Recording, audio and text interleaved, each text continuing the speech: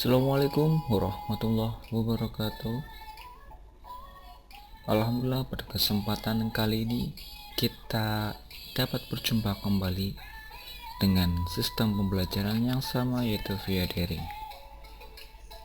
Di kesempatan ini, sebelum kita masuk ke UTS, mungkin ini bisa jadi pertemuan terakhir sebelum UTS, yaitu pertemuan ke-7. Di sini mungkin akan sedikit disinggung materi, yaitu terkait PHP. Nah, ini tentang membuat form login. Namun mungkin di pertemuan kali ini akan lebih singkat saja, hanya poin pokok tentang form login.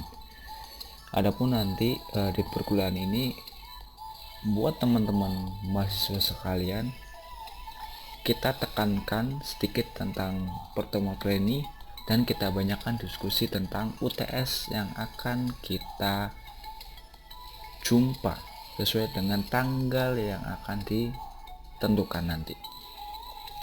Oke, langsung saja kita ke perkuliahan pertemuan ke-7.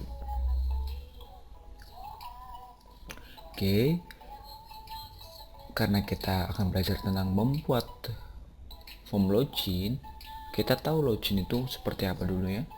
Login adalah proses yang paling penting dan paling diutamakan pada sebuah website.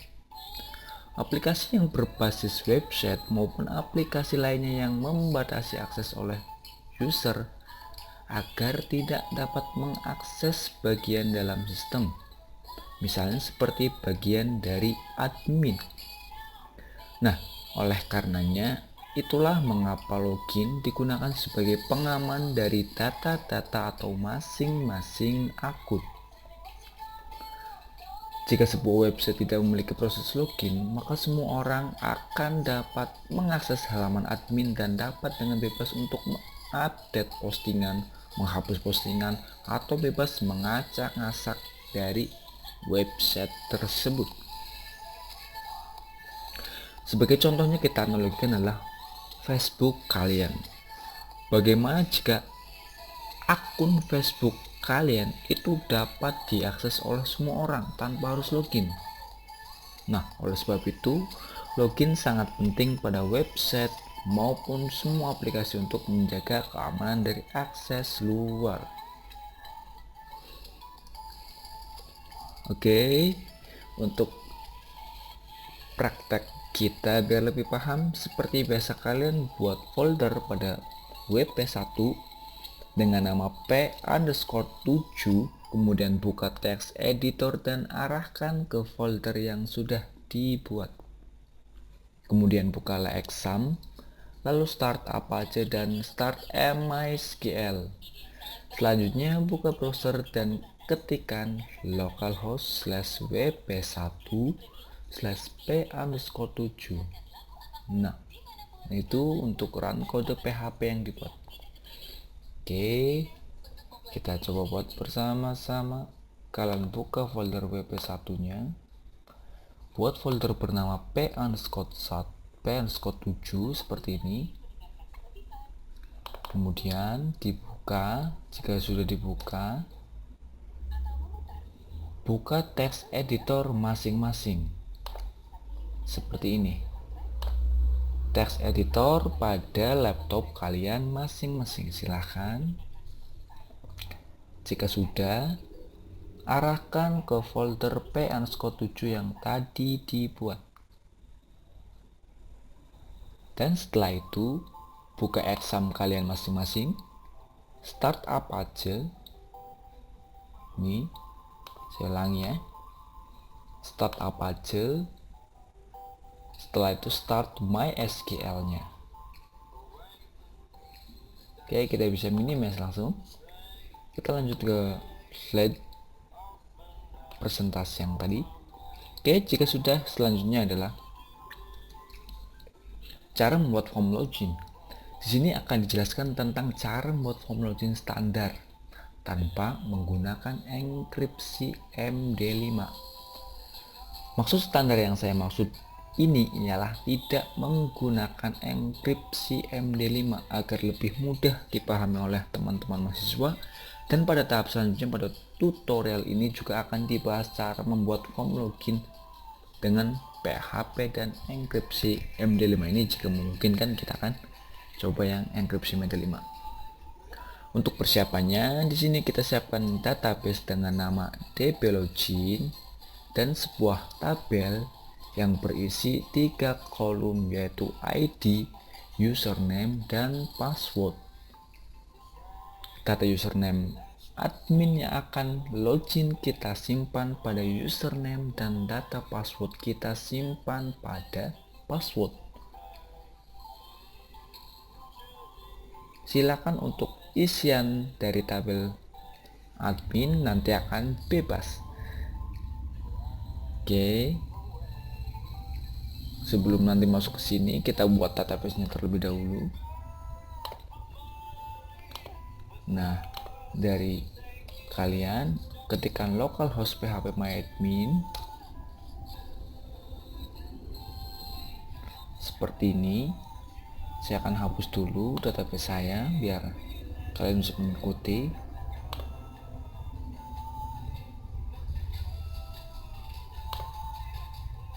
Oke ya. Kalian klik new. Mungkin ini sedikit buat kalian yang mungkin belum begitu familiar dengan interface dari localhost php myadmin. Kita contohkan buat dblogin. Oke, langsung create saja. Jika sudah, buat nama tabel dari database dblogin tadi. Misalkan di sini buat tabel admin, kolomnya itu 3, kemudian klik go. Kemudian buat ID di sini username, kemudian di sini password integer 11, di sini varchar saja dibuat 50, kemudian varchar juga saya buat 100, kemudian tak buat auto increment, klik go and then save atau simpan. Buat kalian yang merasa terlalu cepat saya menyampaikan, kalian bisa putar kembali di bagian yang kurang jelas. Silakan kalian pause dulu. Oke, saya lanjutkan. Setelah dibuat database, kemudian dibuat tabelnya dan fill atributnya, selanjutnya adalah kita contoh isikan dari tabel admin ini. Ke bagian insert, misalkan 1, misalkan username-nya sampel bakti, atau bisa pakai nama kalian masing-masing. Ini passwordnya bakti 123, kemudian klik go. Oke, sudah ya, seperti ini. Kita lanjutkan ke slide presentasi yang tadi. Nah, tadi kita sudah buat database dengan nama dblogin, kemudian sebuah tabel yang bernama tabel admin, kemudian berisi 3 kolom yaitu ID, username, dan password. Kemudian untuk isiannya tadi kita udah sampelkan, ada ID 1, username-nya bakti, dan passwordnya bakti 123. Untuk isian yang tadi kalian bebas mau isikan seperti apa, bisa nama kalian masing-masing atau NIM kalian masing-masing. Oke, selanjutnya adalah kita membuat form login sederhana secara interface-nya ya. Buat folder baru dari project WP1 tadi, di sini saya membuat folder dengan nama login di localhost untuk membuat contoh cara membuat login dengan PHP dan MySQL ini. Selanjutnya buat sebuah file PHP untuk kita buat menjadi form login-nya. Di sini saya membuat file PHP-nya dengan nama index.php dikarenakan Saya ingin form login ini tampil yang pertama saat diakses. Ini fungsi dari penamaan index.php atau index.html.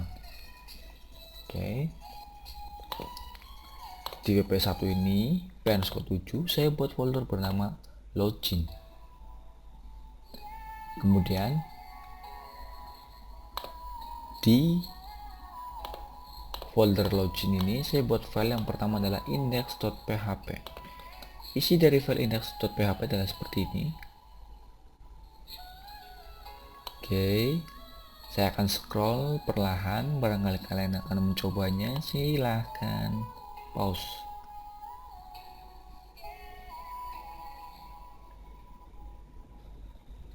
Oke, kurang lebihnya seperti ini interface dari form login sederhananya yang akan kita simulasikan atau praktekkan di perkuliahan hari ini. Oke ya. Oke, jika sudah dibuat index.php, kita sampelkan untuk memanggil file index ini. Nah, ketikkan localhost kemudian wp1 p_7 enter, akan tampil seperti ini. Klik login. Nah, maka index.php tadi akan otomatis menjadi tampilan pertama yang akan muncul. Nah, seperti ini.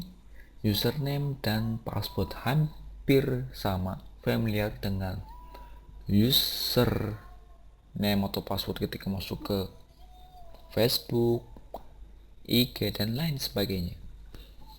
Oke, ini kita buat secara sederhana, misalkan seperti ini. Jika sudah, selanjutnya adalah jika sudah buat file dengan nama index.php seperti tadi, selanjutnya adalah buat file koneksinya untuk mengkoneksikan ke MySQL. Koneksi.php ini yang akan kita buat. Untuk isi dari file koneksi adalah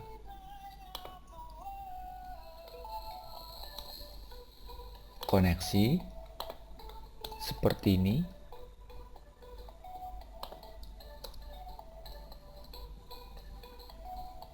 Kalian bisa pause. Oke, saya jelaskan sedikit. Kembali saya jelaskan, ini adalah tag pembuka dari PHP, ini tag penutup. Kemudian buat variabel bernama link. Isi dari variabel link ini adalah MySQL di connect.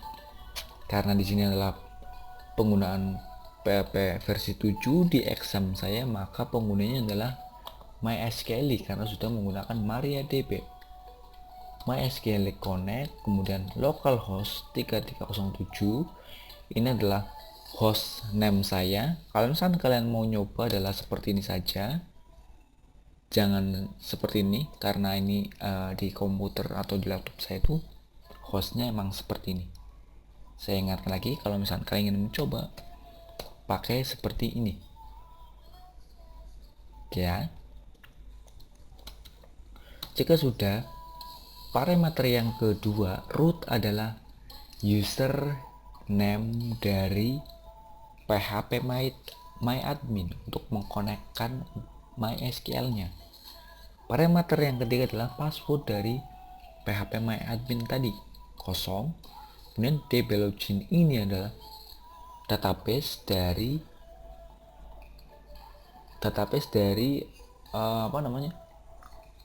data yang akan kita sebagai contoh untuk form login yang kita buat ini. Oke, jika sudah seperti ini, kalian simpan dengan nama file koneksi.php. Oke, mungkin sebelum saya jelaskan ke slide lagi, sedikit di sini adalah kita fokus pada form tag ini ya. Form action login.php method post.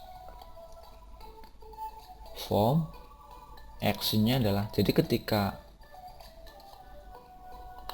tombol ini diklik login, otomatis tersubmit data dari username ini dan password.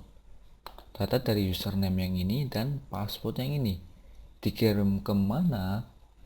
Dikirim ke halaman login.php dengan metode pengirimannya adalah tipenya post.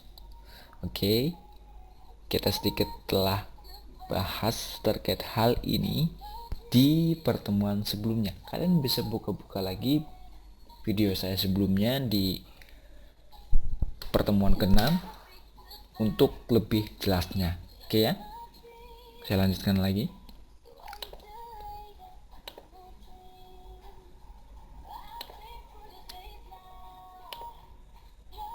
Nah, setelah buat file bernama connect.php, kita ke form login yang sudah kita buat tadi, kita akan menentukan aksi dari form tersebut, yaitu ke file login.php tadi yang sudah saya sedikit jelaskan, sehingga secara otomatis halaman akan dialihkan ke halaman login.php pada saat tombol login diklik atau form disubmit. Jadi pada file login.php ini kita membuat aksi dari form, mulai dari menangkap data username dan password yang diketikkan pada form sebelum disubmit, kemudian mencocokkan username dan password yang diketik dengan username dan password yang ada pada database. Jika username dan password yang diketik pada form login sesuai dengan yang ada di database, berarti login sukses. Tetapi jika username dan password yang diinput pada form login tidak sesuai dengan yang ada di database, berarti login gagal karena username dan password yang dimasukkan salah atau tidak ada di database-nya. Oke ya, kita lihat ke file login.php. Ingat ya, ketika semua isian ini diinputkan dan klik login ataupun enter, akan terkirimkan ke file login.php, action login.php dengan metode post. Nah, login.php, kemudian di sini saya jelaskan adalah, kalian bisa ketikkan ini sembari saya jelaskan, atau bisa kalian pause. Baris di line kedua ini adalah include atau require, itu fungsi untuk memanggil file lain untuk dimasukkan ke dalam file login.php ini, dimana include koneksi.php adalah isinya adalah ini, pengkoneksian ke database. Oke ya, itu fungsi dari include. Kemudian di line keempat ini adalah variable username sama dengan $_post username. Kita akan mengambil data post yang bernama username. Oke ya, input tab text name username, kita akan mengambil data dari username ini. Jadi dari data yang ini akan diambil dan dimasukkan dalam variabel username. Begitu juga untuk passwordnya akan tersimpan dalam variabel username dan passwordnya. Oke ya, kurang lebih begitu. Kemudian inilah poin ke line ketujuhnya adalah terkait query dari database. Mungkin di semester awal, semester 2 atau semester 3 atau sebelum semester 4 sudah dibahas tentang SQL dari Oracle ataupun dari MySQL, juga ada hampir sama untuk query-nya. Di sini buat variabel bernama variable query sama dengan mysql_query dimana fungsinya ini adalah untuk membuat suatu query agar bisa dipanggil dari database-nya, seperti itu.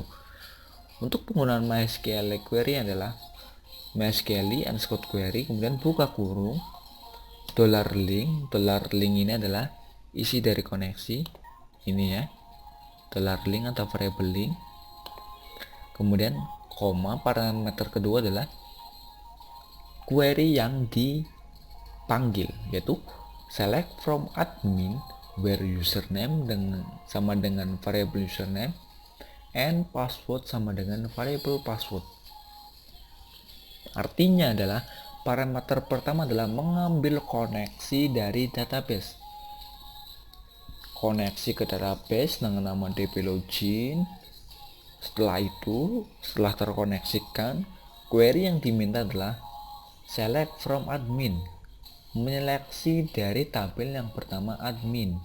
Oke ya, menyeleksi tabel dari admin ini, dimana username-nya sama dengan yang diinputkan username dan passwordnya adalah yang diinputkan pada passwordnya. Nah, selanjutnya variable check sama dengan mysql num rows, buka kurung ini di line ke-7, memanggil variable query. Fungsi dari mysql num rows ini adalah menghitung jumlah dari permintaan ini, apakah ada atau tidak.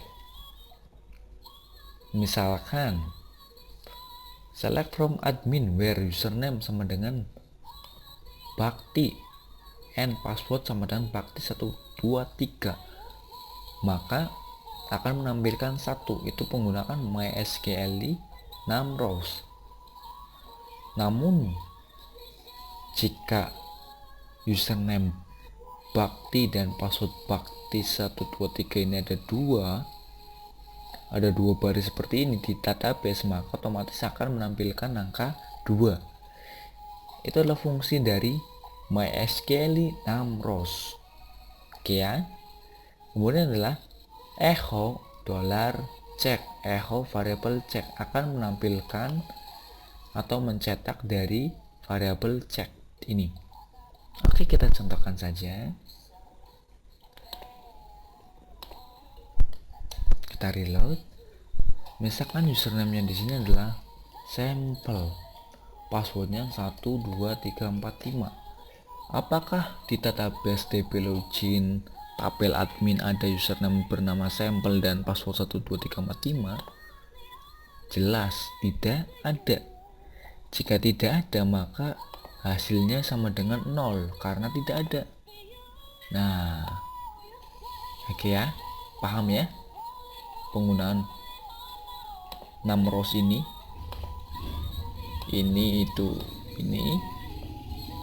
MySQL num rows $query itu yang ini.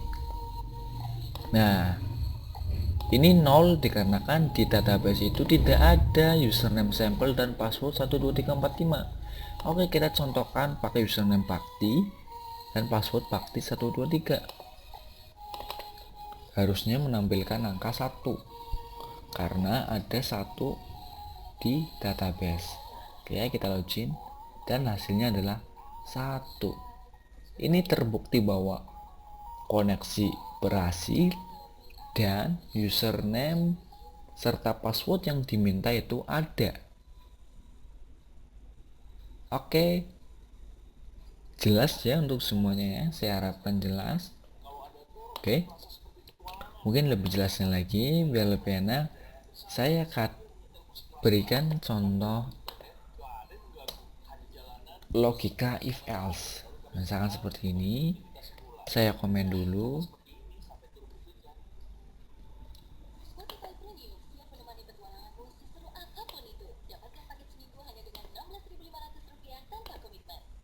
Oke, saya komen dulu misalkan seperti ini.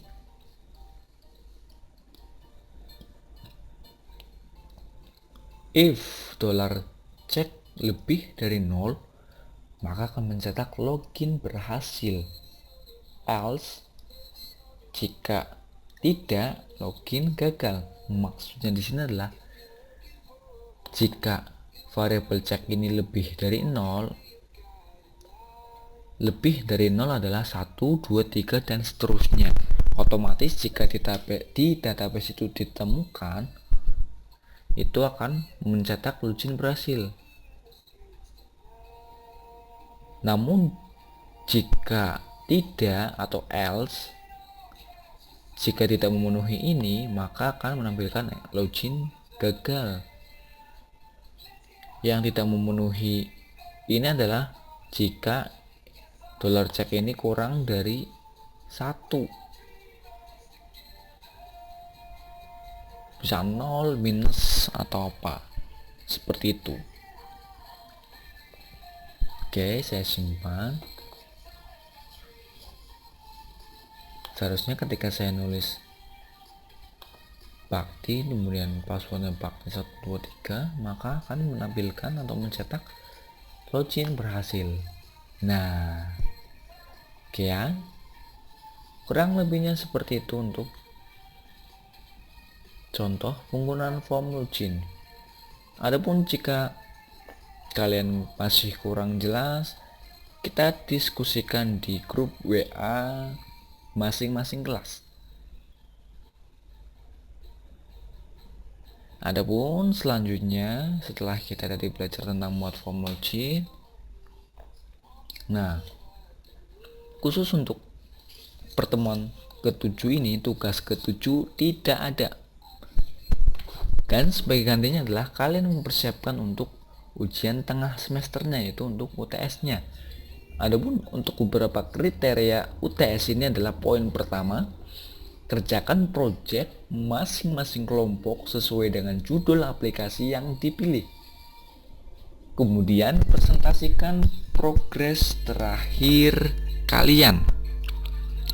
Pemrograman yang digunakan di sini adalah PHP, pure sepenuhnya PHP, bukan framework seperti framework Laravel, CodeIgniter, YII, ataupun framework JavaScript seperti React.js, Vue, Backbone.js, dan lain sebagainya. Oke, paham? Saya rasa. Kemudian poin yang ketiga adalah presentasikan sesuai dengan job description masing-masing kelompok dalam video YouTube. Sebagai contoh seperti ini. Jika kelompok A dengan judul aplikasi deteksi dini corona, ini contoh saja. Kemudian anggotanya adalah A, B, C. Si A membuat halaman depan. Kemudian si B membuat halaman admin untuk pengelolaan. Kemudian si C adalah berfungsi atau memiliki peran menganalisis, mendesain segala bentuk desain dan program yang akan dibuat. Kemudian masing-masing dari anggota kelompok A ini, dari si A, si B, dan si C, membuat YouTube secara pribadi masing-masing. Si A itu menjelaskan tentang seperti apa penjelasan di halaman penggunanya, kemudian dijelaskan codingnya. Si B menjelaskan halaman admin untuk pengelolaannya beserta codingnya. Kemudian si C juga menjelaskan tentang analisis pembangunan aplikasi tersebut. Sesuaikan dengan tupoksi yang sudah dipilih oleh anggota kelompok masing-masing. Kemudian ketika sudah dibuat video masing-masing anggota kelompok ini. Masuk ke poin keempat adalah ketua kelompok tersebut mengirimkan link YouTube presentasinya pada waktu tanggal UTS di setiap kelas masing-masing. Oke, silakan kalian ke menit yang masih belum jelas, kalian pause, kalian pahami secara seksama. Adapun kita untuk lebih jelasnya kita masuk ke diskusi via WA agar lebih interaktif, komunikatif, dan lebih jelas kita sharing-sharing terkait UTS ini. Oke, cukup saja untuk pertemuan ke-7 kali ini. Jangan lupa tetap di rumah aja, jaga kesehatan, dan persiapkan untuk UTS kalian. Semoga bisa dan mendapatkan nilai yang terbaik. Terima kasih sudah menonton video ini. Kita bertemu di pertemuan selanjutnya. Terima kasih. Wassalamualaikum warahmatullahi wabarakatuh.